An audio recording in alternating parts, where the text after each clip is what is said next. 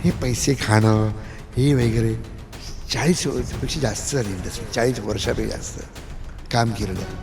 हे असल्या मूर्ख माणसांची आरोप काय बोलताना कॉन्फिडन्स पण नाही आहे. बोलताना कॉन्फिडन्स होतो, खरोखर आरोप असेल तर कॉन्फिडन्स असतो, तो कॉन्फिडन्स पण नाही आहे. की निलत नाही म्हटलं नाही, यावेळेस वर्षाताईंना उभे राहून द्या, मी त्यांच्यासाठी उमेदवारी अर्ज मागे घेत आहे.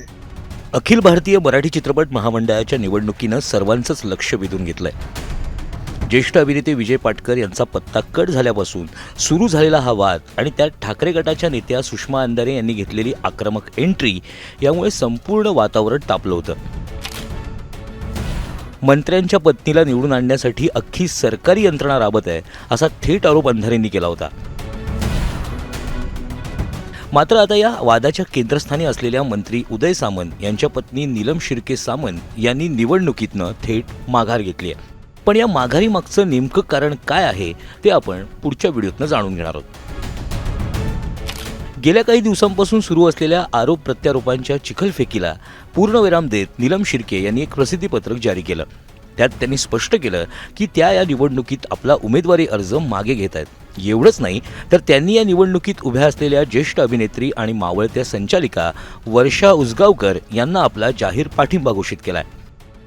मंगळवारी अधिकृतपणे ही कार्यालयीन प्रक्रिया पूर्ण करणार आहेत. या एका निर्णयामुळे विरोधकांच्या हातातील सर्वात मोठा मुद्दा गळून पडला असून निवडणुकीचं समीकरण पूर्णपणे बदललंय. तब्बल 10 वर्षांनंतर होणारी ही निवडणूक 17 जागा आणि 3403 मतदारांसाठी होतीये. सुरुवातीला विजय पाटकर विरुद्ध मेघराज राजे भोसले असा हा सामना रंगणार होता. पण पाटकरांनी आरोप केला की काही लोकांनी राजकारण करून माझा उमेदवारी अर्ज कोल्हापूरला पोहोचूच दिला नाही. एका मंत्र्याचे OSD कोल्हापुरात ठाण मांडून बसलेत आणि मतदारांवर दबाव आणतायत. यावर सुषमा अंधारे यांनी उडी घेत थेट उदय सामंत आणि त्यांच्या पत्नीवर निशाणा साधला होता. नेते अभिनेत्यांचं हक्काचं कलाक्षेत्र बळकावतायत अशी बोचरी टीका त्यांनी केली होती.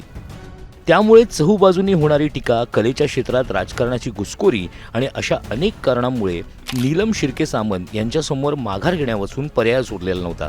मात्र नीलम शिर्केंच्या या माघारीमुळे महामंडळाच्या निवडणुकीतील ड्रामा संपणार की नवीन ड्रामा सुरू होणार हे लवकरच कळेल. ब्युरो रिपोर्ट, मुंबई तक.